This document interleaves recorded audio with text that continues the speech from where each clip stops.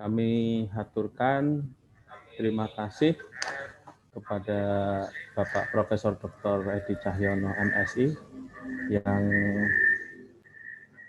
bersedia dan bisa hadir sesuai dengan undangan yang telah kami sampaikan kepada Bapak. Bersama dengan kita ada Bapak Dekan FKIP UM Mitro, yaitu Bapak Dr. Andes Partono MPD, kemudian teman-teman pengelola program studi FKIP di Universitas Muhammadiyah Mitro. Baik, Bapak dan Ibu sekalian, bisa kita mulai acaranya, ya? Ya. Kita mulai. Assalamualaikum warahmatullahi wabarakatuh. Salam sejahtera bagi kita semua. Semoga Allah Subhanahu wa Ta'ala selalu memberikan rahmat dan hidayahnya kepada kita sekalian.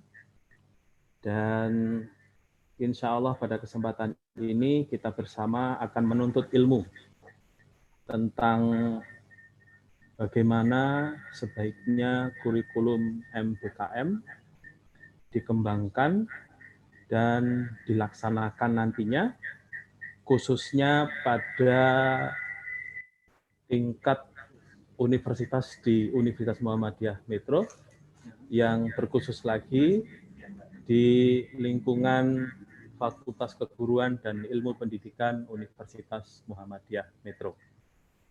Baiklah, bersama-sama mari kita buka acara ini dengan mengucap lafaz basmalah bersama-sama. Bismillahirrahmanirrahim. Baik, acara yang kedua adalah kata sambutan yang kami mohonkan untuk bisa disampaikan oleh Bapak Dekan FKIP Universitas Muhammadiyah Mitro. Kepada Bapak Dr. Andes Partono MPD, dipersilahkan. Terima kasih. Assalamualaikum warahmatullahi wabarakatuh. Assalamualaikum warahmatullahi wabarakatuh. Alhamdulillahirabbil alamin. Kita ucapkan puji dan syukur kehadirat Allah Subhanahu wa taala. Alhamdulillah di siang hari ini kita semua bisa bersilaturahmi dalam forum ini terkait dengan aktivitas pengembangan kurikulum yang diagendakan oleh program studi di lingkungan FKIP. Bapak Profesor Dr. Edi Cahyono MSI sebagai narasumber yang kami hormati, Prof. Selamat datang sebagai narasumber. Bapak-bapak, Ibu dosen dan tim pengembang kurikulum, baik itu dari lingkungan FKIP Universitas Muhammadiyah Mitro maupun dari beberapa rekan-rekan dosen di beberapa perguruan tinggi yang hadir dalam kesempatan ini.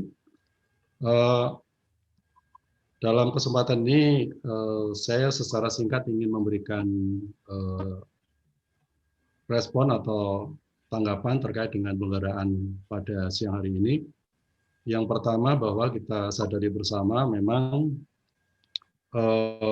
pada kurun waktu tahun-tahun terakhir ini kita memang sangat dikondisikan oleh keadaan yang tidak mungkin kita hindari, yaitu dengan munculnya atau dengan hadirnya revolusi industri 4.0 yang semua berdampak pada semua lini aktivitas kehidupan manusia, terkhusus pada bidang-bidang pendidikan yang tentunya berdampak pada penyiapan peserta didik untuk menjemput kondisi yang menuntut hadirnya penguasaan berbagai macam kompetensi yang mendalam sehingga mereka bisa aktual pasca lulus dari beberapa lembaga pendidikan tinggi yang mereka tekuni. Kemudian juga fakta-fakta yang kita lihat di berbagai macam kondisi, baik itu di media massa maupun dalam dokumen-dokumen yang sudah berapa kita lihat, memang faktanya menunjukkan persentase daya serap lulusan perguruan tinggi itu masih relatif cukup kecil atau sedikit, yang salah satu faktor diantaranya adalah mungkin kepemilikan kompetensi atau keterampilan yang sangat diharapkan oleh lembaga penerima kerja yang belum mumpuni sehingga belum mampu berjuang untuk masuk dalam dunia kerja atau dunia industri. Yang tentunya kita sadari bersama bahwa kompetensi bidang utama yang memang menjadi rujukan sekaligus ditopang oleh tuntutan kompetensi yang memang sangat menentukan, karena kita tahu bersama bahwa tidak hanya IPK yang menjadi motor penggerak, namun justru itu menjadi faktor yang tidak unggul, namun bagaimana mereka dituntut untuk terbiasa melakukan komunikasi, selain mereka juga harus kreatif, inovatif, kemudian juga harus berkolaborasi. Ya.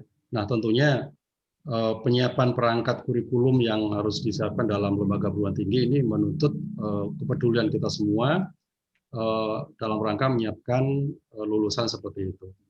Kemudian ditambah lagi dengan kebijakan Mendikbud yang sudah kita kenal bersama-sama dengan Merdeka Belajar, Kampus Merdeka, yang tentunya juga ini berdampak sangat signifikan karena juga sekaligus memberikan akses kemudahan bagi penyelenggara perguruan tinggi untuk berkreativitas dan menyiapkan akses yang lebih luas kepada para mahasiswa sehingga kelak di kemudian hari mereka mampu memenuhi atau bisa diserap di lapangan kerja manakala mereka sudah menempuh pilihan mereka sesuai dengan passion mereka dengan disiapkannya akses lapangan kegiatan di luar perguruan tinggi yang saya kira ini sangat berfaedah dan sangat bermanfaat bagi para mahasiswa. Nah, dalam kesempatan ini saya kira semua perguruan tinggi sudah berjibaku menyelenggarakan pengubahan kurikulum termasuk FKIP, Universitas Muhammadiyah Metro. Kita semua melalui tim kurikulumnya sudah mencoba dengan berbagai macam upaya dan mencoba untuk menafsirkan dan merekayasa sekaligus menyusun draft kurikulum Merdeka Belajar Kampus Merdeka yang tentunya sudah melalui proses-proses yang dialogis, yang itu ditempuh melalui proses FGD, melalui proses diskusi, dan pendalaman-pendalaman oleh tim sehingga dihasilkan draft kurikulum yang untuk kali ini maksudnya draft itu dipandang sementara mungkin cukup. Namun paket lengkap yang menurut kita adalah sudah layak, maka tantangan terbesarnya adalah apakah paket kurikulum yang lengkap itu bisa mengakomodir, ya, relevan dengan kebutuhan dunia kerja. Nah, ini saya kira ini juga menjadi faktor penentu yang harus kita pikirkan dan menjadi PR besar bagi tim pengembang. Dan dalam kesempatan ini saya kira ini suatu momen yang sangat berharga sekali. Dalam kesempatan ini kita semua bisa menghadirkan Bapak Profesor Dr. Edi Cahyono MSI sebagai narasumber. Mudah-mudahan beliau bisa memberikan pencerahan terhadap konsep kurikulum yang sudah kita susun sehingga bisa memenuhi standar-standar penyelenggaraan pendidikan yang sekaligus bisa mengakomodir kebutuhan pangsa pasar di luar perguruan tinggi bagi mereka mahasiswa terutama ketika mereka lulus dari pendidikan tinggi khususnya dari FKIP UM Metro. Kami selaku penyelenggara lembaga atas nama lembaga menyampaikan terima kasih kepada Profesor yang bersedia untuk menyempatkan waktunya untuk kali ini bersama-sama kita di tengah-tengah ini untuk kemudian memberikan bimbingan dan arahan terkait dengan kurikulum yang sudah kami susun sehingga nanti bisa memperoleh penguatan dan justifikasi yang lebih mapan sehingga sekaligus mudah diinterpretasikan dan dilaksanakan, sekaligus bisa dimonitor, dievaluasi, dan kita berharap semua paket kurikulum nanti bisa terselenggara dan diminati oleh mahasiswa, kemudian mahasiswa menerima manfaat sekaligus ya dalam mengikuti penyelenggaraan pendidikan itu sehingga pada akhirnya mereka kita semua berharap bisa diserap di lapangan kerja. Saya kira demikian pengantar dari saya dan terima kasih atas semuanya baik dari pengembang, para dosen dan wakil-wakil dari beberapa perguruan tinggi yang ikut terlibat dalam kesempatan ini. Terima kasih sekali lagi, dan kita berharap dalam event ini dalam berjalan secara lancar dan mendapatkan pengetahuan dan perolehan yang lebih mapan terhadap konsep kurikulum yang sudah dirancang oleh rekan-rekan, khususnya di prodi-prodi yang ada di Fakultas Keguruan dan Ilmu Pendidikan Universitas Muhammadiyah itu. Saya kira demikian pengantar dari saya. Terima kasih. Saya Iri. Wassalamualaikum warahmatullahi wabarakatuh. Waalaikumsalam warahmatullahi wabarakatuh. Waalaikumsalam warahmatullahi wabarakatuh. Terima kasih pada Bapak Dekan FKIP Universitas Muhammadiyah Mitro yang telah menyampaikan kata pengantar workshop kurikulum MPKM FKIP Universitas Muhammadiyah Mitro siang hari ini. Baiklah, langsung saja acara yang ketiga adalah acara inti. Sebelum acara inti ini kita mulai, kami mohon kepada Bapak Ibu sekalian, kepada seluruh peserta, untuk bisa nantinya menonaktifkan mikrofonnya ketika narasumber kita, yaitu Bapak Profesor Edi Cahyono MSI, menyampaikan materinya untuk kita sekalian.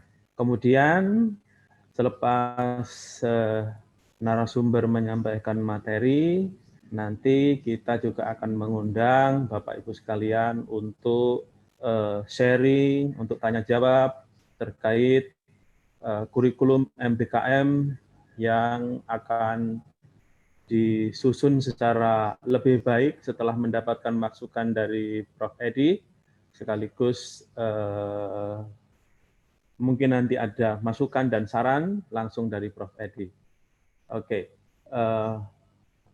baik, kita mulai. Dan sebelum saya mulai, saya perlu sampaikan kurikulum vitae beliau, Profesor Dr. Edi Cahyono MSI. Bidang keahlian beliau adalah kimia organik. Beliau lahir di Grobogan, tanggal 5 Desember 1964. Dan saat ini home base beliau adalah dosen jurusan kimia FMIPA Universitas Negeri Semarang. Pendidikan yang telah beliau capai adalah sarjana S1 Pendidikan Kimia IKIP Semarang, lulus tahun 1989, kemudian Magister S2 Kimia Universitas Gadjah Mada, lulus tahun 2006, program Doktor S3 Kimia Universitas Gadjah Mada, lulus tahun 2010. Sementara untuk penelitian dan pengabdian demikian banyak, tidak bisa saya sebutkan satu-satu. Kemudian publikasi dan HKI juga sangat banyak. Kemudian ada satu hak paten yang beliau pegang, yaitu metode pembuatan isopulagil asetat melalui reaksi asetilasi citronellal dengan katalis Zn2+ zeolit alam. Dan pada saat ini beliau adalah Kaprodi S3 Pendidikan IPA sejak tahun 2019 sampai dengan sekarang. Saya kira itu CV yang bisa saya sampaikan dari Prof. Dr. Edi Cahyono MSI.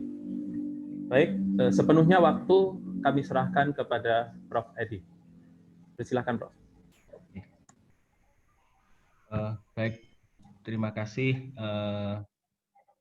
Pak Refai selaku moderator. Bismillahirrahmanirrahim. Assalamualaikum warahmatullahi wabarakatuh. Bapak Dekan yang saya hormati, Bapak Ibu semua, tim pengembang kurikulum dari program studi yang ada di FKIP Universitas Muhammadiyah Metro Lampung. Pada kesempatan yang baik ini, meskipun waktunya singkat dan siang hari, mudah-mudahan kita bisa mendiskusikan tentang kurikulum kita sebaik mungkin. dengan waktu yang sangat terbatas ini. Pertama, saya mengucapkan terima kasih atas kesempatan yang diberikan untuk berdiskusi bersama Bapak Ibu yang lain. Kesempatan di berbagai perguruan tinggi Muhammadiyah ini hampir merata, saya hampir mengenal semuanya Bapak Ibu. Ini yang paling barat ini. Muhammadiyah mulai dari Metro Lampung, kemudian Jakarta baru kemarin, pernah saya ke Tangerang, Muhammadiyah Purwokerto, Cirebon, kemudian Semarang sendiri, Magelang, kemudian di beberapa waktu lalu ke UAD, Malang itu ya. Paling timur itu di Sorong ya. Dulu STKIP Muhammadiyah Sorong.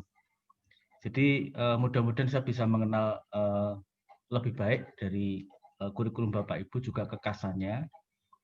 Nah, ini saya coba memberikan share materi saya, minta izin untuk share.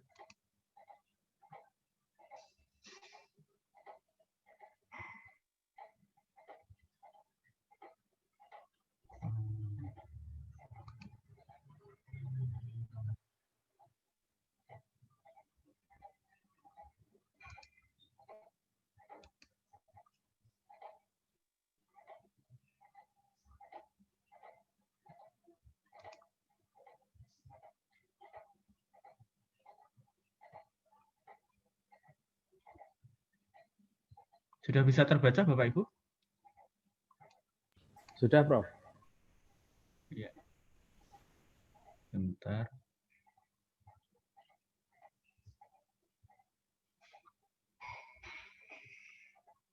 Oh, kok ini salah yang saya buka ya? Bentar.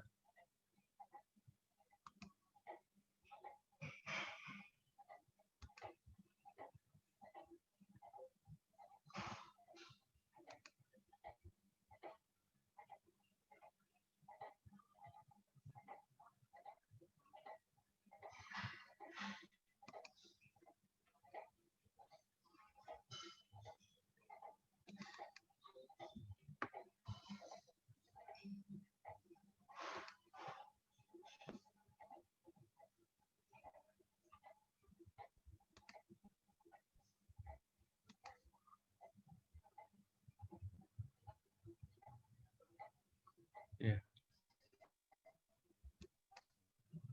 Mohon maaf ini agak ada gangguan di laptop saya. Nyimpannya lama sekali.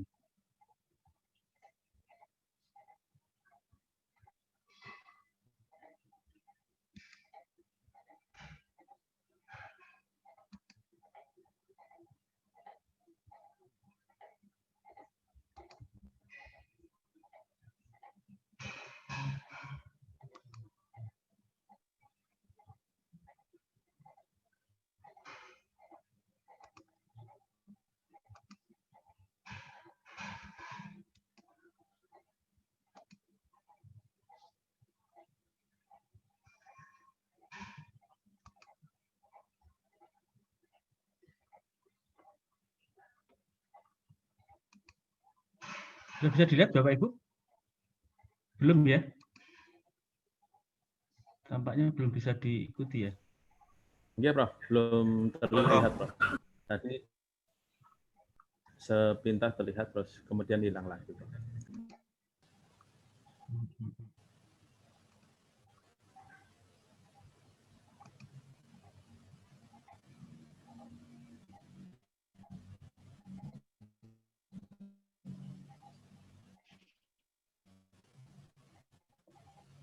Ya.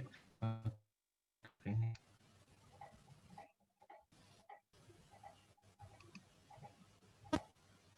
Sudah Bapak Ibu? Belum?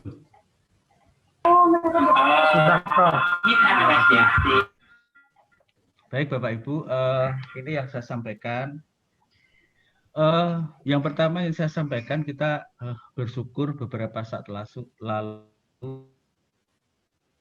buku panduan penyusunan kurikulum pendidikan tinggi kita sudah di-launching oleh Bapak Dirjen. Ada satu hal yang barangkali perlu saya sampaikan di awal. Bahkan program bantuan dan banyak yang menyebut kurikulum kita ini sebagai kurikulum MBKM. Gitu ya. Nah, sesungguhnya kurikulum kita ini bukanlah kurikulum MBKM. Kurikulum kita tetaplah sebagai kurikulum yang berorientasi pada kerangka kualifikasi nasional Indonesia dan SNDikti itu. Kemudian di situ dinamakan untuk era industri 4.0 dan mendukung Merdeka Belajar Kampus Merdeka. Jadi dalam pandangan kita, Merdeka Belajar Kampus Merdeka itu adalah suatu program yang kemudian akan diterapkan dalam pembelajaran melalui kurikulum. Nah, jadi nama kurikulum kita tidak harus kurikulum MBKM, tetapi kalau misalkan kita baru saja tahun lalu atau beberapa waktu lalu melakukan peninjauan ulang terhadap kurikulum kita. Kemudian misalkan CPL-nya masih relevan dengan kebutuhan pengguna. Kemudian juga masih update dengan perkembangan ilmu pengetahuan. Saya pikir tidak perlu merubah kurikulum, tetapi melakukan penyesuaian agar MBKM itu bisa dilaksanakan. Ya, jadi ini yang persepsinya bermacam-macam di masyarakat. Sehingga kita khawatir setiap saat selalu ada image ganti kurikulum terus itu ya Mbak Bi ya. Jadi kita sendiri juga ada yang acuh tak acuh, ada yang cuek gitu kan dengan perubahan kurikulum. Nah, diskusi kita coba nanti kita kembangkan adalah pengembangan kurikulum dan implementasi MBKM. Barangkali nanti diperlukan adalah terkait juga dengan dokumen pendukung implementasi MBKM. Nah, Bapak Ibu, di bagian akhir dari cuplikan sinopsis panduan KPT itu ada kalimat begini, mirip dengan apa yang disampaikan oleh Pak Dekan di pengantar tadi. Kita sedang menghadapi suatu era di mana ada ciri khas atau dicirikan oleh sesuatu yang sulit ditebak, yang kita kenal dengan istilah disrupsi itu, era disrupsi. Karakteristik itu misalkan segala sesuatu mudah berubah, volatility. Ada ketidakpastian, uncertainty, ada kompleksity dan kerancuan, ambiguity. Ini yang kemudian menjadikan kita harus mengembangkan kurikulum itu yang sifatnya fleksibel. Fleksibel itu artinya memberikan kesempatan pada mahasiswa kita untuk mendapatkan pengalaman belajar di luar prodinya. Tetapi jangan sampai pula bahwa modifikasi, orientasi itu yang ke arah ini atau peninjauan ulang ini sampai kita kehilangan jati diri program studi kita. Nah, jadi itu harus ada batasan-batasan dulu sehingga program ini bercapai tujuan utamanya untuk memberikan bekal yang cukup bagi mahasiswa kita dalam nah, Bapak Ibu, kita akan mengembangkan kurikulum ya. Tentu kita tetap berorientasi pada kerangka kualifikasi nasional Indonesia. Jadi kalau kita mengembangkan kurikulum S1, tentu itu di level 6. Kalau itu D3 di level 5. S2 di level 8. Nah, tetapi MBKM itu memang diwajibkan untuk program studi sarjana atau sarjana terapan non-kesehatan. Jadi banyak pertanyaan, yang S2, S3 bagaimana, yang D3 bagaimana gitu kan ya. Ya tentu saja tidak dilarang, tetapi tidak diharuskan. Itu amanah dari SNDikti. Nah oleh karena itu ketika kita ngebahas kurikulum juga kita melihat di SNDikti kita yang baru, Permendikbud nomor 3 tahun 2020. Di sana tidak banyak yang berubah Bapak Ibu, terutama di standar kompetensinya, tetapi di standar prosesnya yang ada berubah di situ terkait dengan beragamnya bentuk pembelajaran. Nah, di sisi lain kita sebagai pengembang kurikulum juga tetap harus melihat apa keterampilan-keterampilan apa yang bisa kita berikan untuk mahasiswa kita terkait dengan era industri 4.0. Keterampilan abad 21 yang diperlukan mahasiswa itu sudahkah kita siapkan? Di sisi lain Bapak Ibu, perguruan tinggi kemahudiyaan itu syarat dengan visi, ya, syarat dengan misi tertentu yang itu pun yang misi-misi visi-visi yang luhur itu pun harus sampai ke bangku kuliah mahasiswa masing-masing, sampai ke bentuk pembelajaran di perkuliahan mahasiswa. Nah, di sisi lain kita juga dituntut untuk bisa menerapkan kebijakan kampus Merdeka Belajar, kampus Merdeka. Inilah yang barangkali menjadi framework kita Bapak Ibu sebagai pengembang kurikulum, apa yang harus kita siapkan. Nah, Bapak Ibu yang mendapatkan program bantuan, saya pikir perlu saya ingatkan bahwa ada dua hal yang perlu disiapkan sebagai luaran program itu, dan saya pikir Bapak Ibu yang mendapatkan ini harus bersyukur karena mendapatkan pengalaman, mendapatkan support untuk melaksanakan, mempersiapkan kurikulum dengan bimbingan dari Bilmawa lebih intensif gitu. Nah, ada dua hal yang akan kita hasilkan. Yang pertama terkait dengan kurikulumnya. Jadi dokumen kurikulum yang kita buat tentu sudah disesuaikan, apakah itu baru ataukah itu menyesuaikan tentu kondisi program studi masing-masing. Nah, syukur kalau memang pada saat ini kurikulum program studi sudah saatnya memang harus ditinjau ulang, karena memang kita ada kewajiban juga untuk meninjau ulang kurikulum kita setiap 4 sampai 5 tahun. Nah, kemudian di luar itu Bapak Ibu, karena kompleksitas program ini, maka diperlukan juga panduan implementasi MBKM dan POB-nya. Nah, juga diperlukan kebijakan perguruan tinggi sebagai komitmen untuk melaksanakan MBK disiapkan oleh program studi ini. Kemudian tidak ada komitmen dari perguruan tinggi untuk melaksanakan, sehingga nanti menjadi sekedar dokumen bagus, tetapi tidak diimplementasikan. Ini yang saya pikir harus menjadi perhatian kita bersama. Nah, kemudian karena dalam pengembangan kurikulum ini kita juga melibatkan pihak luar, baik itu di dalam perguruan tinggi ataupun di luar perguruan tinggi. Maka untuk implementasi itu perlu juga dokumen kerjasama program studi dengan mitra, baik kegiatan pertukaran mahasiswa atau kegiatan lain yang sudah direncanakan. Nah, kita bersyukur Bapak Ibu ada dua dokumen panduan yang dapat menjadi acuan kita, yaitu panduan penyusunan kurikulum pendidikan tinggi ya, dan buku panduan Merdeka Belajar Kampus Merdeka. Nah, jadi sebenarnya kalau tim kurikulum membaca dua dokumen ini, kemudian meresapi, merumuskan, kalau di tingkat universitas tentu ada tim yang mencermati ini, kemudian membuat template bersama yang bisa membuat model kurikulum bersama yang bisa diadopsi oleh semua program studi. Beban program studi akan lebih ringan. Jadi tidak bertanya-tanya, karena saya tahu persis ketika program studi akan mengembangkan ini kadang-kadang takut salah, gitu kan? Takut berbeda dengan keinginan keinginan pemerintah, takut berbeda dengan keinginan perguruan tinggi.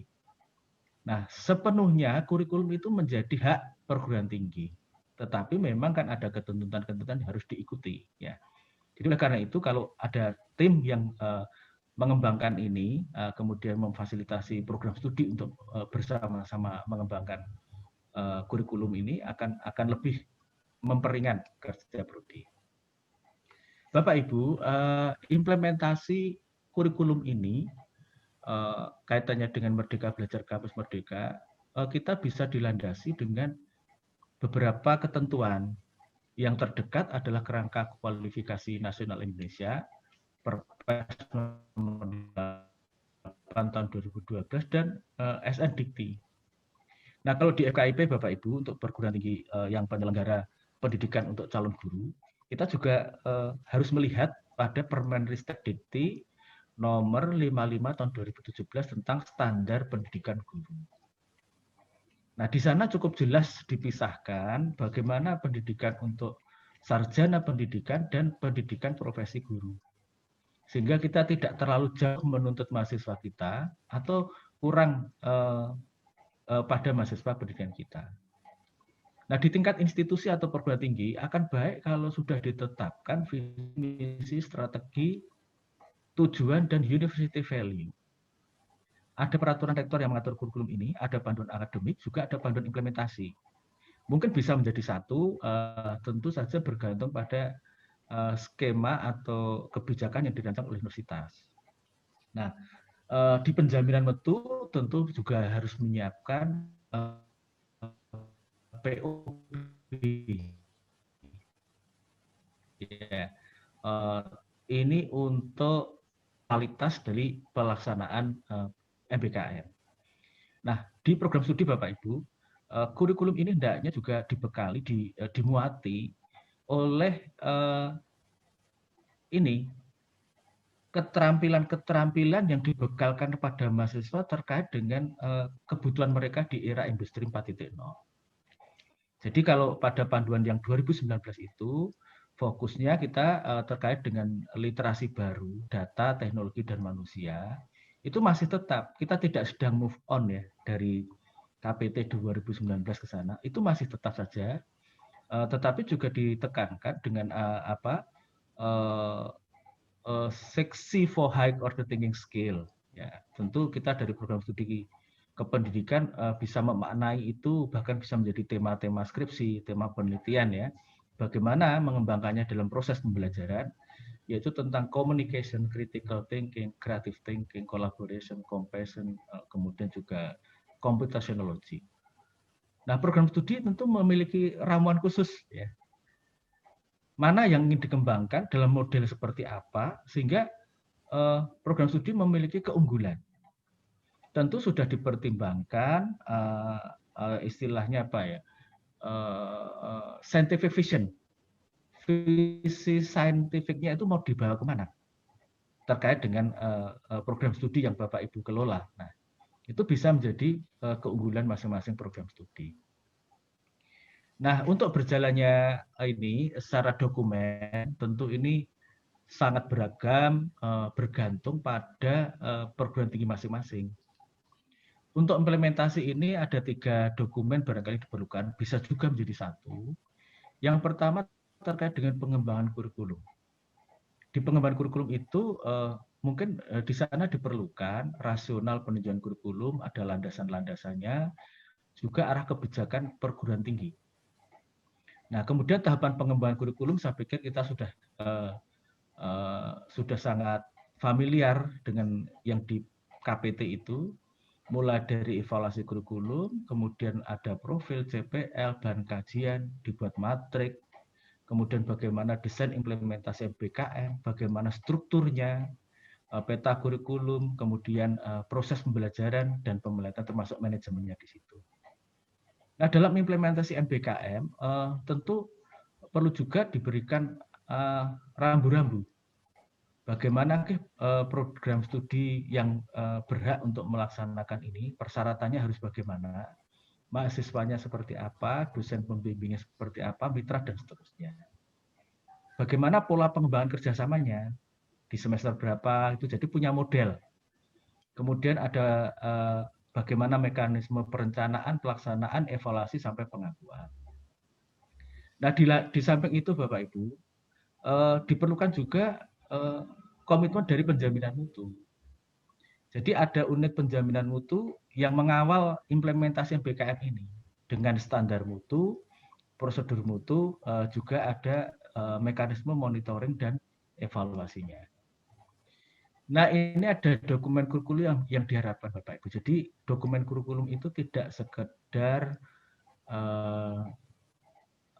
daftar mata kuliah di setiap semester, tapi mulai dari identitas, evaluasi kurikulum yang menghasilkan profil lulusan, ada landasan, rumusan visi misi, standar kompetensi lulusan, penetapan bahan kajian, dan seterusnya. Ini saya pikir Bapak Ibu di tim kurikulum ini ada 11 ini, itu yang harus kita penuhi sebagai dokumen kurikulum. Nah, di sini memang ada yang kurang ya, sebelum ke CPL itu mestinya ada profil lulusan. Nah, beberapa hal yang perlu kita catat di Permendikbud yang baru ini Bapak Ibu, tentang pertama terkait dengan SKS, satuan kredit semester. Jadi SKS itu adalah takaran waktu kegiatan belajar yang dibebankan pada mahasiswa per minggu per semester dalam proses pembelajaran melalui berbagai bentuk pembelajaran. Jadi kegiatan atau program MBKM itu sesungguhnya untuk memenuhi ini. Bahwa mahasiswa itu diberi kesempatan untuk mencapai CPL-nya itu melalui berbagai bentuk pembelajaran. Ya, bisa juga SKS itu tidak didasari pada takaran waktu, tetapi besarnya pengakuan atas keberhasilan usaha mahasiswa. Jadi kalau mahasiswa dapat mencapai CPL tertentu dalam kegiatan kurikulernya, nah itu bisa juga diakui dalam SKS-nya. Nah ini Bapak Ibu, bentuk pembelajaran yang kita kenal kalau pada Permenristek Dikti yang sebelumnya, bentuk pembelajaran kan ada kuliah, responsi, seminar, praktikum, perata studi, dan seterusnya ini. Nah, ini hampir sama. Jadi satu SKS itu pengertiannya ya 50 menit tatap muka, 60 menit tugas struktur, 60 menit mandiri. Kemudian kalau itu seminar, proses belajarnya 60 menit untuk tatap muka, 70 menit untuk mandiri. Kalau yang lain itu 170 menit yang lapangan. Nah, banyak bentuk pembelajaran yang ditawarkan yang ini menjadi dasar MBKM Bapak. Yang baru ini ada penelitian, perancangan, pengembangan, pelatihan militer, pertukaran pelajar, magang, wirausaha, dan seterusnya. Ini yang menjadi dasar kenapa kok bentuk pembelajarannya bisa bermacam-macam. Nah, yang ini saya yakin Bapak Ibu sudah paham bahwa perguruan tinggi itu diwajibkan untuk memfasilitasi mahasiswa. Jadi bagi mahasiswa itu hak, tetapi bagi perguruan tinggi kewajiban untuk memfasilitasi bahwa mahasiswa itu bisa belajar di PT-nya, ya, itu sepenuhnya di program studi sampai selesai seperti reguler sebelumnya, atau bisa di dalam dan di luar PT, di dalam dan di luar prodi.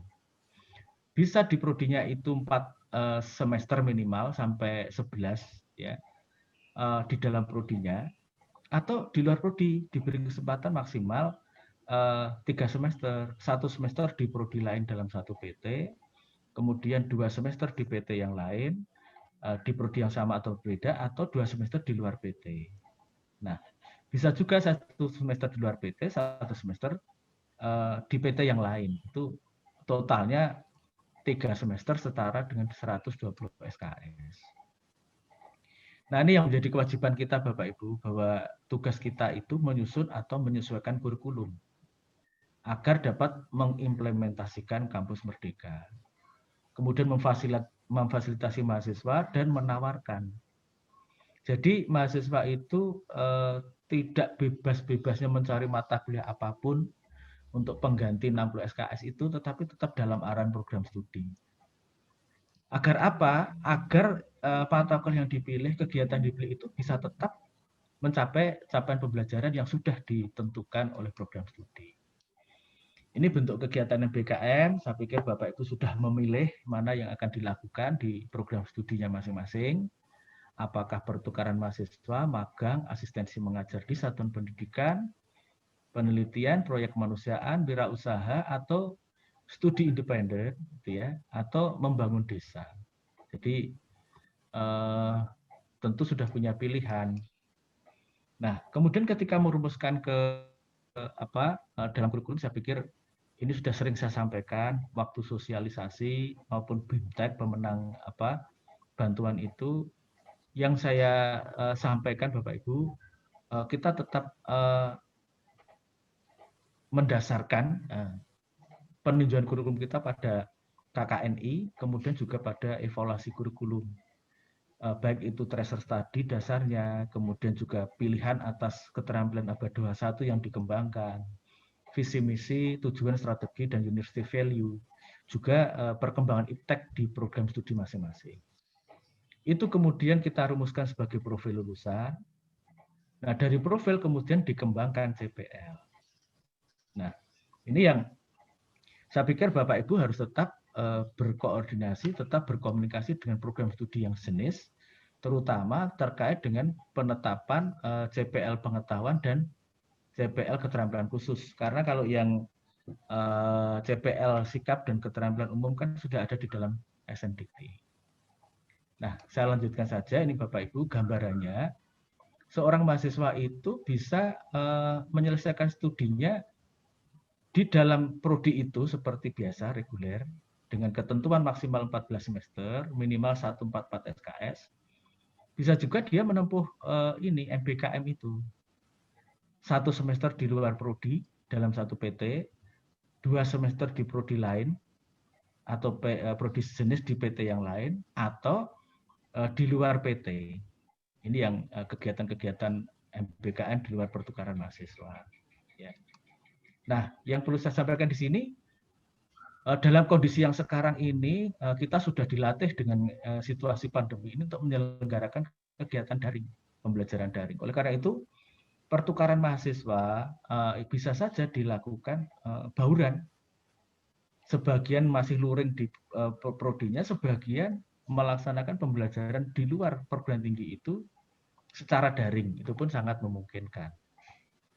Ya.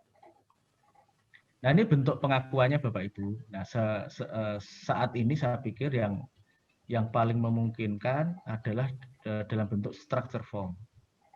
Karena kalau dalam bentuk free form itu nanti terkait dengan pengisian DP-DPT-nya yang belum siap mungkin. Nanti kalau PDPT sudah siap, saya pikir kita bisa bisa lakukan dengan pilihan free form. Tapi sementara ini yang menurut saya bisa kita kembangkan adalah structure form. Artinya bentuk-bentuk MBKM yang kita pilih itu sudah kita lakukan analisis CPL-nya, kemudian kita sesuaikan dengan mata kuliah tertentu yang memang bisa menggantikan kegiatan itu. Nah, ini saya pikir sudah Bapak Ibu lakukan. Jadi kita mengidentifikasi yang sudah berjalan. Bapak Ibu mungkin ada yang dapat COE, ada yang dapat bantuan belajar, bantuan kerjasama kurikulum. Nah itu saya pikir sudah menjadi suatu tonggak ya, suatu kesempatan ya, bagi Bapak Ibu untuk mengembangkan kurikulum dengan arah yang benar. Ya. Nah ini contoh saja Bapak Ibu, contoh saja yang saya lakukan. Bisa saja artinya bahwa kegiatan-kegiatan yang dilakukan oleh dosen itu bisa menjadi dikembangkan untuk kegiatan MBKM. Saya contohkan ini, saya tahun lalu mengajak mahasiswa untuk mengikuti kegiatan penelitian saya di UITM, ini dengan dosen UITM. Mereka mengambil data tapi juga membantu riset di sana. Nah oleh karena itu ketika pulang bisa kita akui mereka mengambil data penelitian, tapi sekaligus PKL-nya bisa kita akui. Begitu juga ketika ini ada mahasiswa saya yang melaksanakan PPL antar bangsa misalkan. Kalau tidak salah di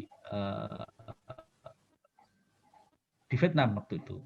Jadi mereka PPL sebelum berangkat sudah kita tanyakan, kamu ingin penelitian tentang apa?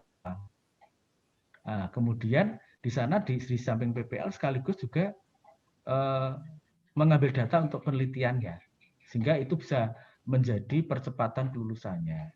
Sehingga MBKM itu jangan sampai menjadi beban bagi mahasiswa. SKS-nya tambah banyak, gitu kan? Tetapi justru bisa mengefektifkan waktu belajarnya.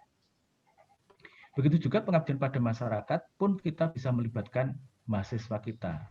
Kalau itu terstruktur dan ada waktunya yang cukup, saya pikir itu bisa juga diakui sebagai bagian dari kegiatan pengabdian masyarakat KKN misalkan.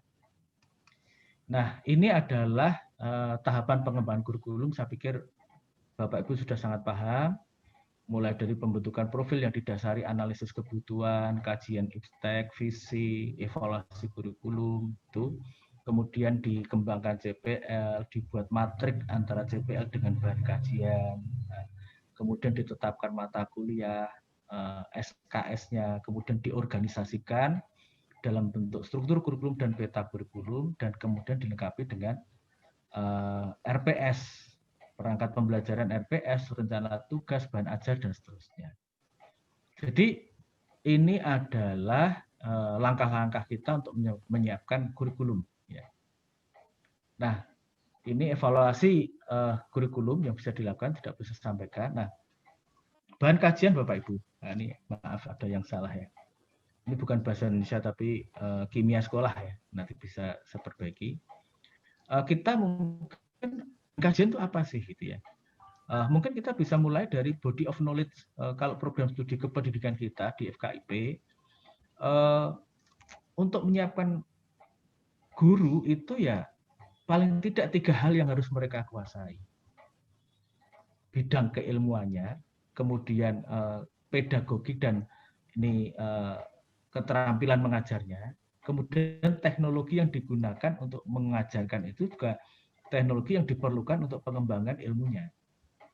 Ini harus dikuasai benar. Tentu untuk calon guru Indonesia masih ditambah lagi dengan ini kepribadian, ya kepribadian sebagai seorang calon guru. Nah, ini saya pikir bisa memandu kita untuk bagaimana kita mengembangkan bahan kajiannya, ya dengan TIPEK. Tentu banyak yang lain yang bisa model yang lain yang bisa kita adopsi untuk mengembangkan bahan kajian di program studi kita. Nah ini kedalaman saya pikir, ini Bapak Ibu analisisnya. Jadi setelah kita ketemu bahan kajian kita tetapkan, ya kita cocokkan bahan kajian itu dengan CPL. Ada juga yang mengembangkan bahan kajian itu berdasarkan CPL-nya, bisa saja. Jadi dari rumusan CPL yang baik itu bisa dikaitkan dengan bahan kajian. Tapi kadang-kadang kan terlewat dalam rumusan CPL itu. Nah, oleh karena itu bahan kajian dan CPL ini kita buat matrik itu sehingga akan tahu CPL mana yang tidak berbahan kajian atau bahan kajian yang sudah tidak cocok dengan CPL. Bisa juga kita menganalisis setelah jadi mata kuliah dengan CPL juga. Kalau mata kuliah sudah tidak ada kaitannya dengan CPL, nah tentu mata kuliah itu harus dihapus. Tapi kalau misalkan ada CPL yang tidak bermata kuliah, nah itu berarti munculnya mata kuliah baru. Nah dalam implementasinya Bapak Ibu banyak model yang Bapak Ibu bisa pilih, Bapak Ibu bisa tetapkan. Ini sebagai gambaran saja implementasi. Secara umum Bapak Ibu kita mengembangkan kurikulum di mata kuliah itu kan ada mata kuliah yang sifatnya dasar gitu ya. Ada yang terapan, ada yang pengembangan. Ya. Nah, tentu yang sifatnya dasar di semester awal, ini misalkan ada mata kuliah mahasiswa menempuh mata kuliah di prodinya yang biru muda ini. 1, 2, 3, 4, 5 dan seterusnya sampai selesai di prodinya. Tentu ya sudah ada KKN, ada PLB dan seterusnya. Tetapi ada pilihan, mungkin di semester 4 dan 5 mahasiswa diberi pilihan untuk menempuh di program studi lain pada perguruan tinggi yang sama. Ya. Ini bisa dilakukan juga pada perguruan tinggi lain yang prodinya sama, bisa di semester-semester sebelum semester 6. Di semester 6 bisa ditawarkan mata kuliah di perguruan tinggi lain. Ya, di perguruan mitra, baik itu di prodi yang sama atau berbeda.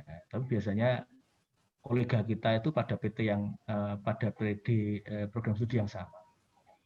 Nah, di semester 7 mungkin kita rencanakan untuk pembelajaran yang di luar perguruan tinggi. Bisa magang, bisa KKN, PKL, PLP, pengambilan data skripsi dan seterusnya.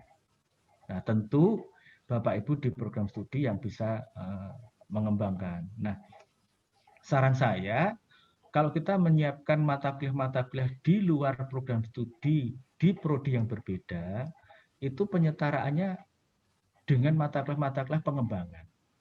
Misalkan mata kuliah pilihan atau mata kuliah yang sifatnya pengembangan. Itu, tapi mata kuliah pokok untuk membekali dia di prodinya sebaiknya jangan ditukarkan dengan mata kuliah yang di luar prodi, kecuali kalau prodi yang sejenis. Ya. Nah berikutnya Bapak Ibu, banyak yang kesulitan misalkan PLP diperpanjang, misalkan magangnya diperpanjang, gitu kan? Seakan-akan harus 20 SKS itu. Kalau memang kegiatan magang PLP itu tidak harus 20 SKS, ya tidak perlu dipaksakan. Dalam satu semester itu mahasiswa bisa saja mengikuti kegiatan tidak hanya magang, tidak hanya PLP. Ada kegiatan kewirausahaan, ada kegiatan penelitian, ada perkuliahan yang dilakukan secara daring, tentu dengan batasan sekitar 20 SKS. Jadi bisa dimungkinkan begitu, yang harapannya dalam satu semester itu mahasiswa bisa diakui kegiatannya untuk 12 SKS. Nah ini pemetaan kurikulum Bapak Ibu, saya pikir kita sudah paham betul ya. Dalam pengembangan penyusunan kurikulum itu, mata kuliah itu semuanya dikaitkan dengan CPL. Jadi mata kuliah yang kita susun itu dapat kita pertanggungjawabkan kaitannya dengan CPL. Kemudian juga penyusunan mata kuliah, tentu setiap bidang ilmu itu punya hierarki tertentu. Ada kedalaman dan keluasannya. Mata kuliah yang memerlukan pemahaman lebih banyak dan didukung oleh mata kuliah lain ditempatkan di semester yang lebih akhir. Nah, jangan sampai mata kuliah yang harusnya butuh banyak dasar yang lain ditempatkan di semester awal. Juga SKS-nya Bapak Ibu. SKS yang wajar untuk mahasiswa itu ya sekitar 17 sampai 21 ya per semester. Jadi kalau kita memaksakan di jadwal itu 23 SKS, itu dapat kita bayangkan berapa jam mahasiswa harus belajar per harinya. Nah, ini adalah bentuk peta kurikulum. Jadi yang biru ini adalah mata kuliah yang inti keilmuannya, itu mata kuliah wajib yang harus dikuasai oleh mahasiswa. Kemudian ada mata kuliah pilihan dan mata kuliah pendukung, misalkan agama, Pancasila, bahasa Indonesia begitu. Nah, setiap mata kuliah ini dibebani dengan CPL. Ya. Nah, kemudian dalam menyusun mata kuliah itu, kalau kita ke atas dari semester 1, semester 8 itu sifatnya adalah kedalaman. Jadi semakin ke atas itu kedalamannya makin tinggi gitu kan. Jadi misalkan kalau di organik ya organik 1, organik 2, kimia organik fisik, sintesis organik dan seterusnya. Ya, jadi jangan sampai kebalik. Demikian juga ke samping itu kaitannya dengan keluasan. Jadi mahasiswa tidak hanya belajar di bidang ilmunya saja, tapi ada ilmu-ilmu lain yang mendukungnya. Bahasa Inggris untuk pendidikan matematika, misalkan statistik untuk pendidikan biologi dan seterusnya. Itu sifatnya adalah untuk keluasan. Nah, untuk mengimplementasikan MBKM, barangkali kita bisa membuat pola semacam ini. Jadi, ini adalah kurikulum untuk program studi bagi mahasiswa yang reguler itu. Kegiatan MBKM kita tempatkan di kanan ini, kemudian itu kita setarakan dengan mata kuliah yang mana. Jadi, ketika mahasiswa melaksanakan program MBKM itu kita sudah tahu betul mereka nanti akan mendapatkan diakui dengan mata kuliah yang mana. Tetapi memang ya ada juga kegiatan-kegiatan mahasiswa yang bisa diakui itu yang barangkali sifatnya kasusistik ya. Ada mahasiswa-mahasiswa yang berprestasi seperti itu pun sepenuhnya pada program studi untuk dapat merekognisinya. Ya saya pikir itu Bapak Ibu yang perlu saya sampaikan. Saya yakin Bapak Ibu sudah mendalami ini. Akan baik saya pikir kalau kita perbanyak dengan tanya jawab. Syukur-syukur kalau Bapak Ibu berkenan untuk menampilkan kurikulumnya. Ya, dari saya cukupkan dulu. Terima kasih. Baik, terima kasih Prof atas paparannya. Bapak Ibu sekalian, sebelum sesi tanya jawab kami buka, kami mengingatkan kalian peserta workshop daring pada kesempatan siang ini mengisi formulir kehadiran yang bisa Bapak Ibu lihat di ruang chat masing-masing. Itu sudah dikirimkan oleh Pak Kuswono. Monggo sekali lagi Bapak Ibu sekalian, saya mohon untuk bisa segera mengisi formulir kehadiran yang sudah di-share oleh Pak Kuswono. Bapak Ibu sekalian, mari kita manfaatkan waktu yang sangat berharga ini. Pada sesi diskusi dan tanya jawab ini, kami persilahkan kepada Bapak dan Ibu untuk bertanya atau sekaligus berdiskusi terkait kurikulum di prodi Bapak Ibu sekalian. Monggo, saya persilahkan. Langsung dihidupkan saja mic-nya. Izin bertanya, Mas Rifai.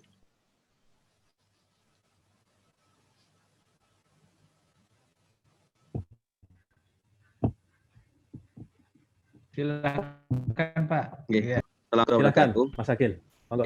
Saya Agil, Prof. Edi. Pernah ketemu di hibah revitalisasi selama 4 tahun kemarin. Ini hibah yang MBKM di Prodi Mikrobiologi. Ini terkait kurikulum. Dulu kan di hibah KKN itu ada PLP tadi Pak ya, disampaikan Pak ya. Ada PLP, kemudian keluar panduan dari Pelmawa itu kan PLP 1 di semester 3 dengan bobot 1 SKS, dan panduan di semester 7 ada PLP 2 dengan bobot 3 SKS ya, waktu itu keluar panduannya. Tadi Prof. Edi menyampaikan bahwa PLP itu bisa di semester 7 gitu ya. Artinya saya berpikir panduan yang sebelumnya itu bisa dilebur menjadi satu kegiatan gitu Pak ya. Diberi nama mata kuliah PLP dengan temanya adalah asisten mengajar, bidang kegiatannya seperti itu. Nah, nanti bobot SKS mungkin 3 atau 4 SKS seperti itu Pak di semester 7. Dan dengan durasi waktu yang agak lebih lama seperti itu. Karena di prodi kami di biologi bencana di semester 7 itu salah satunya adalah pilihannya adalah asisten mengajar Prof. Dengan harapan ada beberapa mata kuliah yang ditempuh dalam waktu 1 semester. Harapannya anak-anak yang mengambil skripsi bidang pendidikan itu sudah langsung bisa di semester 7 seperti itu Prof. Jadi semester 8 sudah bisa untuk ujian skripsinya. Mohon pencerahannya Prof. Jika diizinkan kalau PLP itu jadi satu mata kuliah di semester 7, jadi semester 3 seperti dulu Prof. Terima kasih. Assalamualaikum warahmatullahi wabarakatuh. Maaf Mas Akil, kalau bisa ditampilkan kurikulumnya jenengan, jadi nanti bisa dilihat oleh Prof. Edi, monggo ditampilkan. Sudah ditambahkan sebagai co-host. Begitu ya. Silakan. Ya, silakan.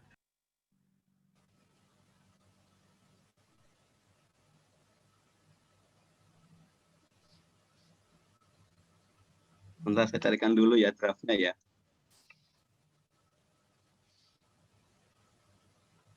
Sambil menunggu, barangkali Prof. Edi bisa langsung menanggapi. Monggo Prof. Baik, saya pikir bagus Pak. Jadi PLP 1, PLP 2 di semester yang berbeda itu kan maksudnya untuk mengenalkan mahasiswa lebih awal ke persekolahan, yang PLP 1. Kemudian yang PLP 2 membekali untuk keterampilan mengajar. Jadi total 4 SKS itu minimal Pak ya. Nah, kesulitannya memang kalau mahasiswa sering ke sekolah, maka unit yang mengelola PLP atau PPL itu kesulitan untuk terus berhubungan dengan sekolah gitu kan. Jadi ribet gitu. Di tempat kami akhirnya juga PLP itu jadi 1 setelah micro teaching, kemudian dilaksanakan di semester 1 4 SKS gitu. Nah, apakah boleh dijadikan 1 untuk di kegiatan yang seperti Bapak sampaikan. Saya pikir bagus Pak, cuma perlu saya sampaikan, asistensi mengajar di satuan pendidikan itu tidak sama dengan PLP. Karena asistensi mengajar di satuan pendidikan itu untuk semua program studi. Jadi ekonomi ikut ya boleh, teknik mesin ikut ya boleh, teknik sipil boleh, gitu kan, semua boleh. Tapi kegiatan itu tujuannya bukan untuk menjadikan calon guru. Jadi lebih ke sifatnya seperti pengabdian pada masyarakat untuk membantu sekolah dalam proses belajar mengajar. Nah, ada pertanyaan, kalau misalkan mahasiswa kami dari program studi teknik sipil misalkan akan ikut misalkan atau dari hukum atau yang lain karena banyak yang jadi guru akan ikut asistensi mengajar ini, haruskah dia menempuh mata kuliah kependidikan? Jadi ya saya sampaikan, ini dalam pandangan saya, ketika mahasiswa non pendidikan itu ikut PLP bukan untuk mendiam jadi guru, tapi lebih ke pengabdian pada masyarakat misalkan, tapi di sekolah. Nah, kalau kita ingin menjadikan asistensi mengajar ini sebagai bagian dari PLP, atau asisten mengajar itu sebagian diakui sebagai PLP, harus kita rancang bahwa di dalam kegiatan asistensi mengajar itu ada kegiatan-kegiatan yang kemudian kita persiapkan sehingga mahasiswa mendapatkan pengalaman untuk menjadi calon guru. Ini kan berbeda, Pak. Nah, kalau misalkan itu diperpanjang 1 semester, tentu kan mahasiswa berhak untuk mendapatkan setara 20 SKS. Mungkin PLP yang 4 SKS itu setara dengan katakanlah 2 bulan. Nah, 2 bulan yang lain dia bisa juga melakukan kegiatan-kegiatan sosial di sekolah dan masyarakat sekitarnya yang kemudian dirancang oleh program studi, sehingga bisa juga diakui kegiatan KKN sekalian di sekolah itu. Nah, kemudian kalau waktunya diperpanjang lagi, bisa saja mahasiswa itu mengambil data penelitian untuk skripsinya. Tetapi tentu ini butuh desain, butuh strategi agar semuanya dapat, Pak. Jadi jangan sampai mahasiswa dilepas begitu saja, tapi nanti selama 1 semester dia pulang nggak dapat apa-apa. Tetap dalam pembimbingan dosen begitu. Kalau itu dirancang untuk sekalian mengambil data skripsi, tentu proposal itu sudah dikomunikasikan, sudah diskusikan dengan pembimbing sebelum berangkat itu tadi asistensi mengajar. Ya tentu saja judul bisa berubah dan sebagainya dalam kondisi itu, tapi dari awal pembimbing sudah tahu. Tidak tiba-tiba pulang dari kegiatan asistensi mengajar, dia bawa data untuk skripsi, kan tidak bisa begitu, Pak. Ya, saya pikir bagus, Pak, bisa di tempat kami pun dipolakan semacam itu. Ada rencana semacam itu. Jadi yang untuk kegiatan-kegiatan mahasiswa program studi kependidikan, saya pikir pas itu. Kalau semester 7 kita lakukan dalam bentuk asistensi mengajar, tapi di situ dipadu untuk beberapa kegiatan. Ya, demikian Pak dari pendidikan biologi ya Pak. Saya lupa, maaf. Pak Akil, Pak. Pak Akil ya, terima kasih. Ya.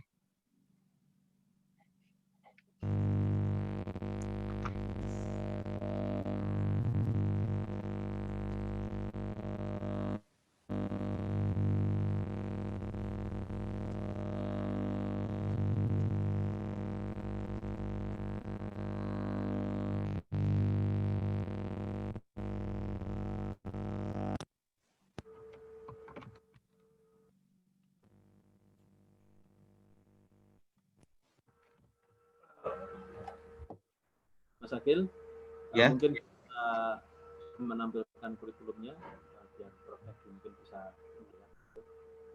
Monggo silakan ditambahkan Mas Akil. Ini suara apa ya Pak ya? Oh sudah.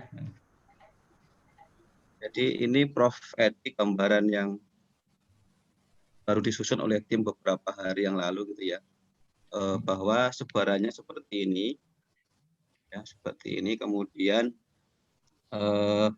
tadi yang di semester 7 tadi yang rencana ada asal mengajar itu nanti akan diplot menjadi mata kuliah seperti ini Pak Edi. 7 ini polanya adalah di luar kampus, yang tadi rencana adalah sedang mengajar. Nanti akan ada berbagai mata kuliah yang akan mengayomi kegiatan mahasiswa di sekolahan seperti itu. Kemudian nanti didampingi oleh masing-masing mata dosennya. Kemudian untuk teknis pendampingannya, jika lokasinya terlalu jauh, maka ada media daring yang sudah ada di kampus kita adalah Sepada, maka akan dibimbing melalui Sepada untuk teknis pelaksanaannya seperti itu. Nah, tadi yang masih saya lakukan tadi adalah karena ada PLP, kami masih merancang di PLP 1 semester 3, terus baru ada di PLP 2 di semester 7 seperti itu. Ya, tapi sempat terbayang dua-duanya pengen ada di sini seperti itu, Prof. Kompleksnya seperti itu. Ya. Kalau skripsinya, Pak? Semester 8, Prof. Oh, berarti tadi yang ditanyakan PLP dengan KKN skripsi tetap di semester 8, Pak ya? Tapi ada mata kelas manajemen sumber daya lab, manajemen perpustakaan, kepramukaan, e-learning, biodigital. Ya saya pikir itu mata kuliah pengembangan ya, bukan mata kelas pokok ya. Yang bisa diakui ya. Nah, pertanyaannya, kalau mahasiswa tidak ikut program MBKM di kelas reguler, mereka apa yang dilakukan, Pak? Seperti ini, Prof, juga sama dengan mata kuliahnya, cuman mungkin pelaksanaannya akan lebih teoritis seperti itu. Kalau di sekolah kan mereka lebih aplikatif ya, di sekolahnya. Tapi kalau di kampus dia hanya seperti banyak teori-teori di kampus seperti itu, Prof. Tapi tetap PLP juga. Ada PLP-nya, tapi mungkin tidak selama seperti yang di asisten mengajar gitu, Prof. Maksud ini artinya kan memperpanjang PLP, tapi nanti di situ ada terus KKN-nya kira-kira seperti apa, Pak? KKN yang MBKM ini? Nah, kalau kemarin KKN-nya sebenarnya rencananya itu ada di mata kuliah di semester atas semester 6. Di semester 6 itu rencananya sebenarnya kami itu rencana pengennya kan bekerjasama dengan desa gitu ya. Dengan desa yang ada di Lampung, kemudian titik akhirnya sebenarnya adalah di ekowisata sebenarnya, mata kuliah ekowisata, karena kami sudah pernah mendampingi satu kampung untuk wisata, maka diayomi dengan berbagai mata kuliah yang terkait dengan biologi pangan, Prof. Karena salah satu visi kami adalah bidang biologi pangan di saintifik, ya. Tapi didahului dulu dengan ada mata kuliah teaching, itu tidak masuk mata kuliah yang di KKN katakan ada di semester 6-nya seperti itu, Prof. Baru nanti setelah micro teaching selesai, mereka baru terjun ke masyarakat sampai 1 semester dengan harapan mengayomi berbagai mata kuliah yang mendukung mata kuliah ekowisata, Prof. Bidangnya adalah tentang pangan, gitu, Prof. Biologi pangan. Ada kewirausahaan, tapi kalau KKN diperpanjang selama 1 semester itu, namanya apa, Pak, nanti, Pak? Bentuknya MBKM-nya apa itu? Yang itu, Prof, yang KKN yang apa? Ada. Ini kan KKN-nya mau ditempatkan di semester 6 apa 7? 6. Yang tadi semester 7? Nah, itu tadi yang masih bingung, kalau sudah ada ini apakah masih perlu ada mata kuliah lagi KKN atau sudah include di mata kuliah ini gitu, Prof, ya. Kan itu dulu kan ada edaran waktu muncul KKN PPM kan harus wajib ada mata kuliah KKN gitu ya. Sedangkan di MBKM itu ada bentuk kegiatan KKN gitu. Apakah masih harus menyebut mata kuliah KKN atau boleh include di mata kuliah, tapi bentuknya adalah KKN, Prof. Pak Agil perlu menetapkan nama kegiatan di semester MBKM di semester 7 itu tadi kan sudah ditetapkan. Adalah asistensi mengajar di satuan pendidikan atau di sekolah. Nah, yang di semester 6 ini mau apa? Semester 6 tuh yang apakah kan ada pembinaan desa atau apa itu ya? Yang pembinaan desa, Prof. Pembangunan desa ya. Nah, misalkan di situ. Nah, di dalamnya ada KKN, ada wirausaha. Nah, tetapi harus diyakinkan betul bahwa di dalam program yang dirancang itu sesuai dengan mata kuliah ini, Bapak Ibu. Nggih. Ya kan? Nah, Ya. saya pikir bisa itu, Pak. Artinya kalau misalkan mahasiswa tidak ikut program BKM, mereka tetap KKN juga. Ya. Tapi mungkin waktunya tidak panjang itu, dan sebagian tetap di kampusnya dalam menyelesaikan kuliah. Gitu, Pak ya? Nggih. Iya. Nah, Kami kan kemudian baru ketemu dengan satu mitra ya. Itu memang mereka wisata gitu, tapi mereka juga karena itu masih sekolahan yang mengembangkan, tapi pengennya desa yang ngayomi gitu, Prof ya. Itu memang ada yang berhubungan dengan pertanian seperti itu. Tapi pengennya mereka didampingi dengan edu wisatanya seperti itu. Kalau saran saya sih jangan satu tempat, Pak. Nyebar gitu, Prof ya. Artinya mahasiswa itu dijadwal. Minggu sekian sampai sekian di wisata itu, minggu sekian sampai sekian di agroindustri, minggu sekian sampai sekian. Karena untuk mewakili ini, karena Bapak mewakili mata kuliah ini banyak ini. Ada kewirausahaan, mungkin yang lain di semacam perusahaan startup pemula gitu.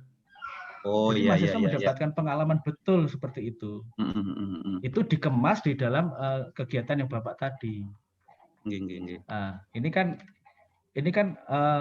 mungkin gabungan antara wirausaha dengan membangun desa nih, Pak.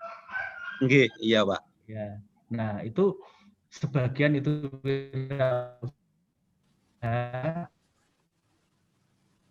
misalkan dua bulan. Ini Bapak Ibu yang tahu persis ini. Artinya jangan sampai kegiatan satu semester itu mungkin kalau perusahaannya tidak bagus-bagus amat, satu semester ngapain ya, Pak? Apa benar mereka mendapatkan pengalaman sesuai dengan mata kuliah itu? Ya. Jadi harus dirancang betul, tidak harus dipaksakan sampai satu semester. Tapi kalau mau dirancang sampai satu semester ya bisa begitu. Nah, kalau KKN masuk di semester 6, di akhir semester 6, saya sarankan pengambilan data skripsi bisa langsung di sekolah, Pak. Yeah. Skripsi itu kan 1 tahun, Pak. Semester 7 dan 8 kan. Bisa saja mahasiswa mengambil skripsi itu di sekolah selama 1 semester itu sekaligus mengambil data skripsi. Nah, itu ada pertukaran mahasiswa, Pak? Rencana sudah ada, tapi belum sampai ada obrolan dengan kampus lain, Pak. Masih baru ya sudah omongan sebetulnya belum sampai membahas mata kuliah, Prof. Kalau di kampus sendiri ada mata kuliah kampus sendiri ada mata kuliah. Contohnya itu kami dengan ilmu komputer, Prof. Mereka sudah ada mata kuliah augmented reality itu, Prof. Ya. Karena saya pikir ini dengan 2 semester yang sudah Bapak Ibu rancang dengan baik itu, saya pikir sudah baik, apalagi kalau ditambah dengan pertukaran mahasiswa. Mungkin yang berjalan untuk sementara di program di perguruan tingginya sendiri juga nggak masalah, gitu ya. Jadi total SKS untuk mahasiswa lulus berapa, Pak? Terakhir saya hitung 148, Prof. 148 ya? Nggih. Ya masih wajar, tetapi kalau sekarang ini kecenderungannya jangan terlalu banyak SKS, Pak. Ya, mungkin 146, 144 itu supaya mereka cepat lulus juga bebannya tidak terlalu tinggi. Ya. Demikian, Pak. Sudah bagus ini, Pak. Ya. Saya tanya lagi, Prof. Misalnya itu kan maksimal 20 SKS, Prof, ya, untuk di luar itu ya. Artinya kan boleh ya kita harus 20 SKS ya. Bukan maksimal. Itu kan kata-katanya setara. Setara. Ya. Oh, iya.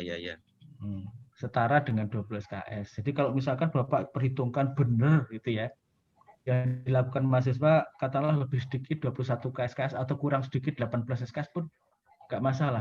Jadi jangan sampai kita terlalu memaksakan harus 20. Iya. Iya.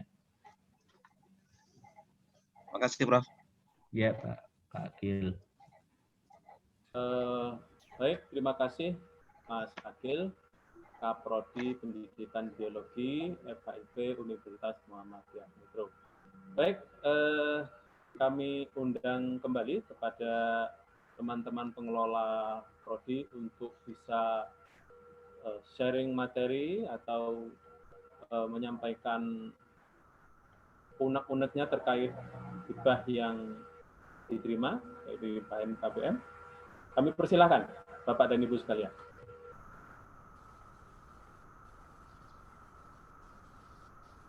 Ini kalau kami lihat dari peserta yang aktif itu ada 45. Bahkan ini ada yang dari Universitas Muhammadiyah Purwokerto. Ya, Ada Purwokerto ya. UMSU, Universitas Muhammadiyah Sumatera Utara. Alhamdulillah. Monggo Bapak Ibu dan Bapak dan Ibu sekalian, kami persilahkan untuk berpartisipasi dalam diskusi pada momen yang sangat berharga ini. Monggo Bapak dan Ibu sekalian.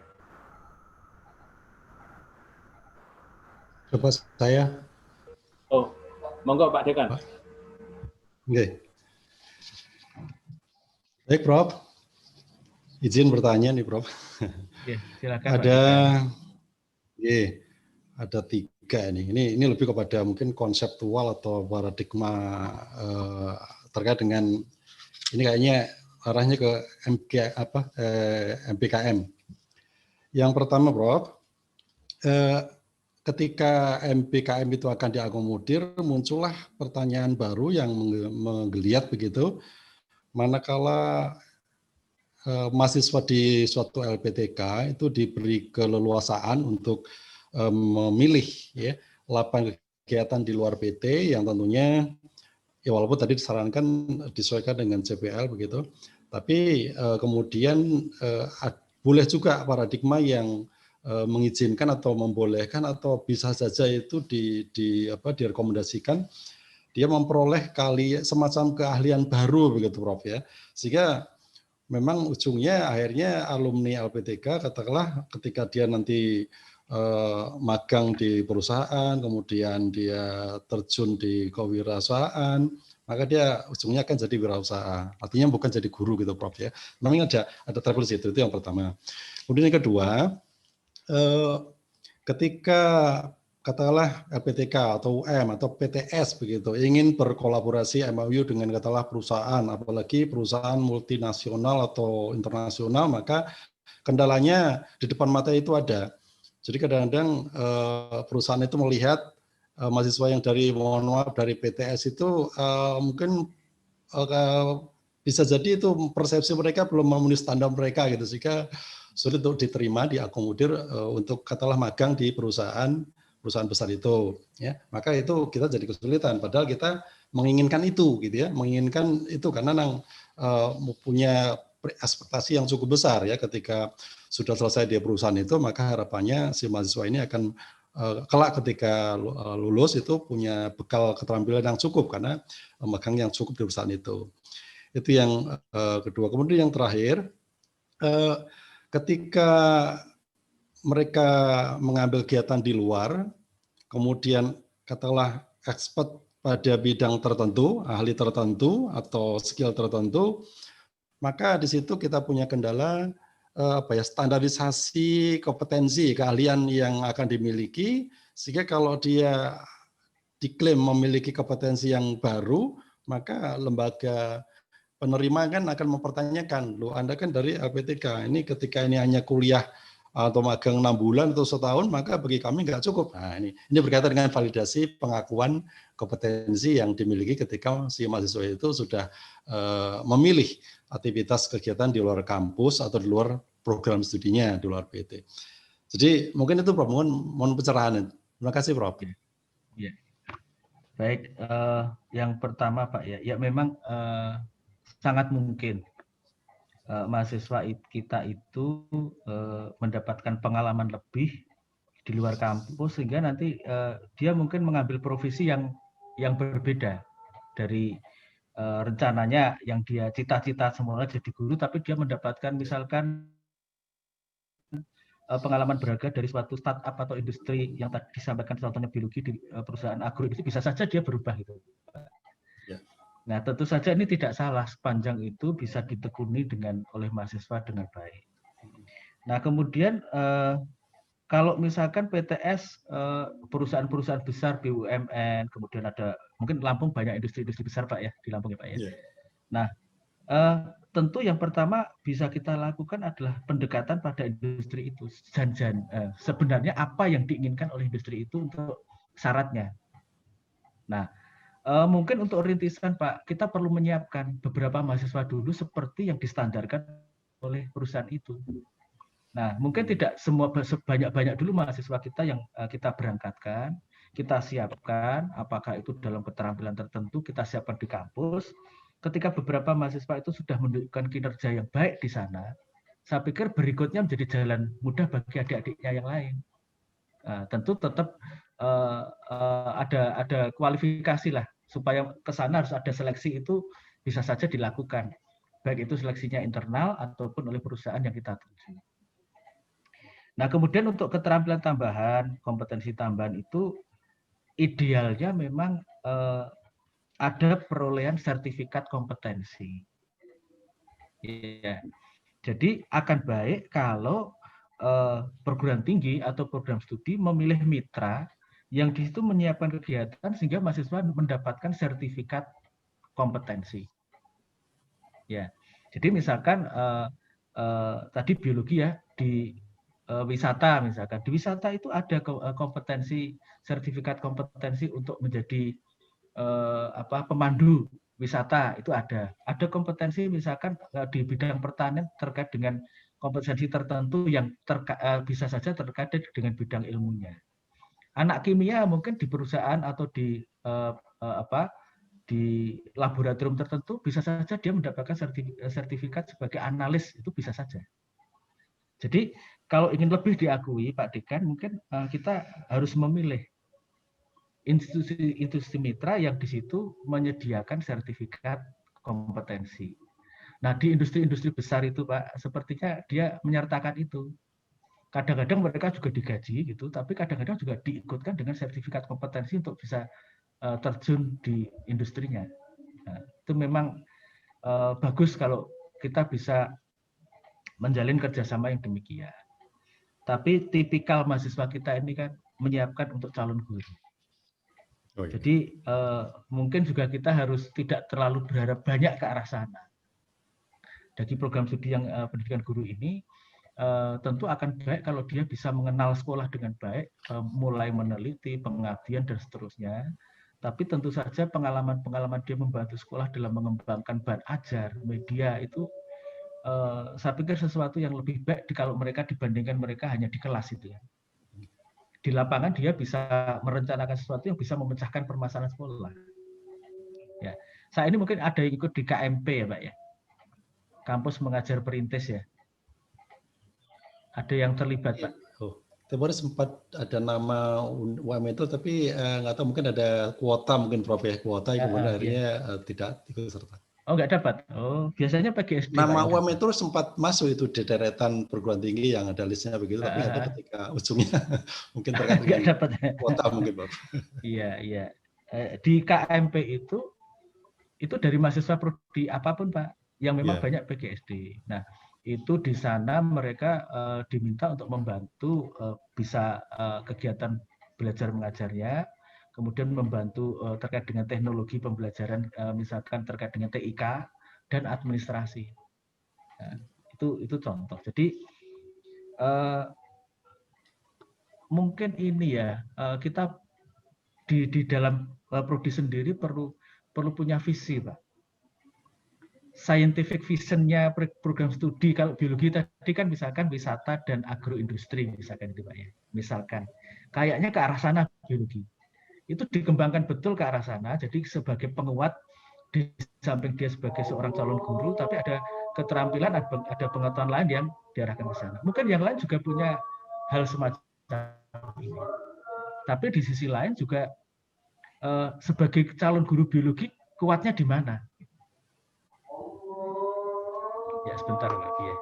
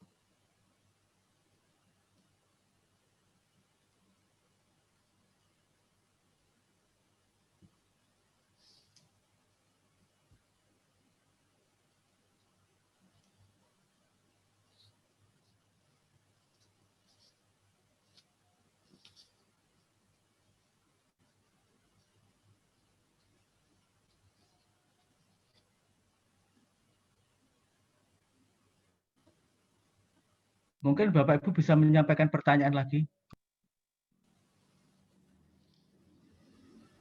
Ini Prof, di chat room itu ada yang bertanya, ini dari Bu Tri Indah, asalnya dari Universitas Muhammadiyah Kendari. Pertanyaan beliau, tadi kami mendengar bahwa boleh tidak cukup 20 SKS. Apakah ada batas minimal atau maksimal SKS? Lalu, apakah boleh kita menggabungkan 2 program dalam 1 semester?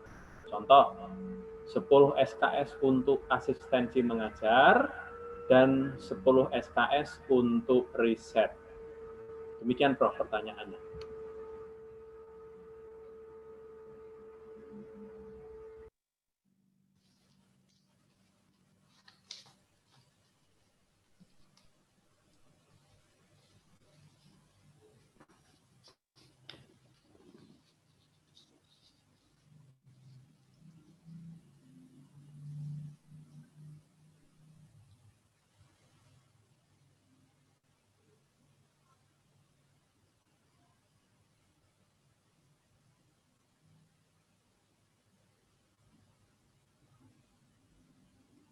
Wah, terima kasih. Ada dari Kendari ya, jauh sekali. Tapi dengan model begini kita bisa bertemu Bapak Ibu ya. Ya, saya jadi lebih banyak mengenal perguruan tinggi Muhammadiyah yang ada di Indonesia nih Bapak Ibu. Ya, Prof. Purwokerto saya dua kali ke sana. Ini gambarannya Bu ya. Jadi apakah ada batas minimal, ada batas maksimal? Enggak ada. Tetapi logikanya seperti yang tadi disampaikan, sewajarnya itu kalau sehari itu 8 jam sampai 10 jam kerja, jam belajar mahasiswa, yang lazim itu antara 17 sampai 21 SKS, Bapak Ibu.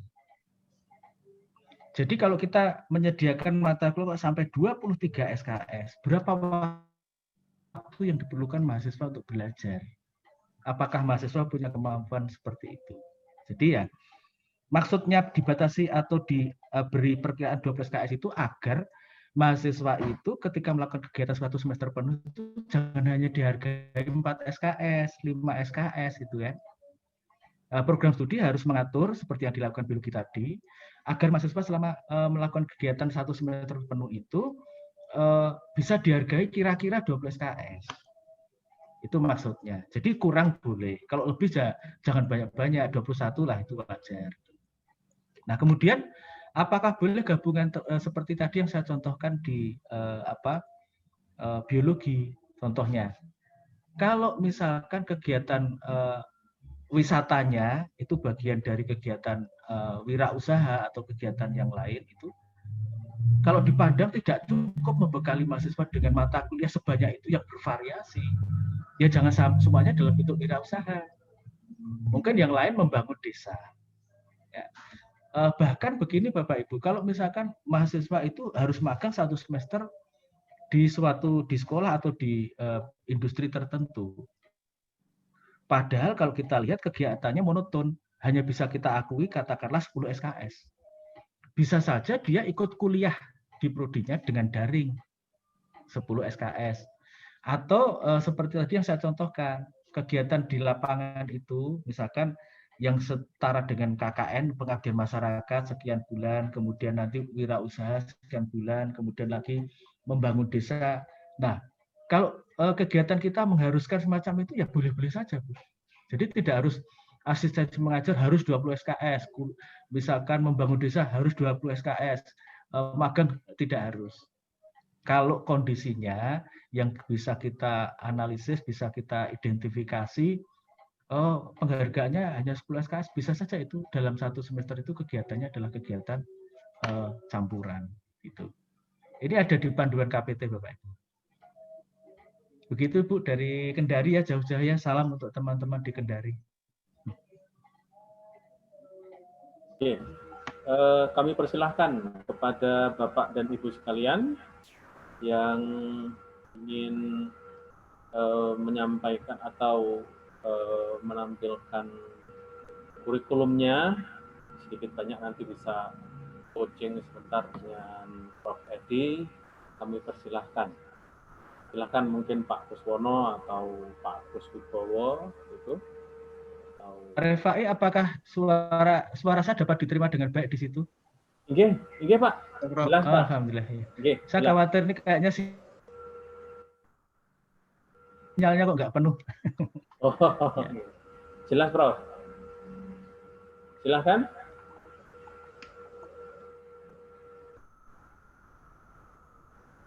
Ada Bapak dan Ibu sekalian? Nah, kita masih ada waktu beberapa menit sebelum kita tutup acara ini. Kami persilakan kepada Bapak dan Ibu sekalian, khususnya Bapak dan Ibu sekalian penerima hibah MPKM ini untuk ikut aktif berdiskusi, sharing gitu, bahkan kalau berkenan mau coaching gitu ya terkait kurikulum. Silakan. Ada Bapak dan Ibu sekalian?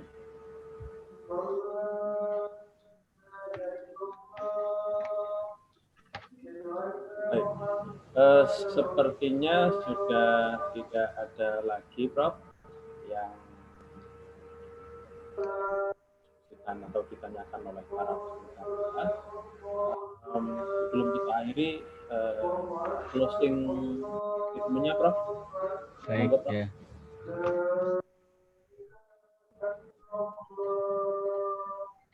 Ya, baik Bapak Ibu, saya pikir teman-teman di Universitas Muhammadiyah Metro sudah menyiapkan dan memahami pengembangan kurikulum untuk menerapkan MBKM ini. Memang banyak tantangannya Bapak Ibu, banyak tantangannya, kemudian banyak pertanyaan yang muncul, tapi marilah kita mulai, jangan terlalu banyak dulu. Jadi mungkin kalau kita sedang ada kesempatan mereview kurikulum itu yang memang bisa kita lakukan untuk semester baru, mahasiswa baru maksudnya. Tetapi tuntutan dari pemerintah saat ini tampaknya menginginkan program ini segera berjalan. Oleh karena itu, bagi program mahasiswa yang sedang dalam perjalanan dengan kurikulum yang lama pun, ya tadi dari biologi sudah ikut revitalisasi LPTK. Saya pikir kurikulumnya sudah dikembangkan dengan KKNI. Jadi perubahannya tidak akan banyak, ya. Tetapi dengan program ini mudah-mudahan kita bisa terbantu untuk merencanakan, untuk melaksanakan agar kurikulum yang kita lakukan di program studi dapat memfasilitasi kegiatan MBKM. Tetapi di luar itu Bapak Ibu tidak cukup kurikulum. Panduan-panduan lain, panduan dan dokumen lain pun diperlukan terkait dengan kerjasama, terkait dengan prosedur mutu, kemudian juga panduan yang di tingkat universitas supaya tidak banyak pertanyaan dan program studi tidak ragu-ragu, itu pun perlu disiapkan. Ya, mudah-mudahan teman-teman di Muhammadiyah Metro juga Bapak Ibu lain yang ikut bergabung ini bisa dimudahkan dalam mempersiapkan kurikulum ini. Mohon maaf sekiranya ada yang kurang dalam waktu yang sangat terbatas ini, ya. Ada kata-kata yang kurang tepat, saya mohon maaf. Dan saya akhiri, billahi taufiq wal hidayah. Assalamualaikum warahmatullahi wabarakatuh. Waalaikumsalam warahmatullahi wabarakatuh. Waalaikumsalam warahmatullahi wabarakatuh. Terima kasih Prof. Sama-sama Pak. Terima kasih Prof. Sama-sama. Saya boleh meninggalkan room ya Bu ya, Bapak. Oh iya, kami haturkan banyak terima kasih kepada Prof. Edi Cahyono yang telah berkenan hadir dalam workshop Sharing Kurikulum MKBM yang dilaksanakan oleh Fakultas Keguruan Ilmu Pendidikan Universitas Muhammadiyah Metro. Insya Allah ilmu yang panjenengan sampaikan akan bermanfaat buat Amin. Ya. Matur nuwun sangat Prof. Demikian Bapak Ibu sekalian, workshop daring kurikulum MBKM kita pada kesempatan siang hari ini. Kami mengaturkan terima kasih kepada para Bapak Ibu sekalian yang hingga detik terakhir ini masih aktif dan tetap bersama kami. Dan kami ingatkan kembali untuk Bapak Ibu yang belum mengisi absensi, monggo silahkan diisi absensinya. Kemudian ada salah seorang peserta yang mau minta apa itu, nanti segera menghubungi Pak Kuswono karena sama prodinya gitu ya, dari Ibu dari Universitas Muhammadiyah Purwokerto. Demikian Bapak dan Ibu sekalian, mohon maaf atas segala kekurangannya. Kami akhiri, wabillahi taufiq wal hidayah. Wassalamualaikum warahmatullahi wabarakatuh. Waalaikumsalam warahmatullahi wabarakatuh. Terima kasih Mas Agil atas undangannya Mas Agil. Terima kasih. Dapat ilmu yang manfaat. Terima kasih Mas Agil. Yuk. Terima kasih ya Mas Agil, teman-teman dari UMAD. Izin pamit. Terima kasih. Assalamualaikum. Pak. Ya, sehat. Bareng Pak Agil.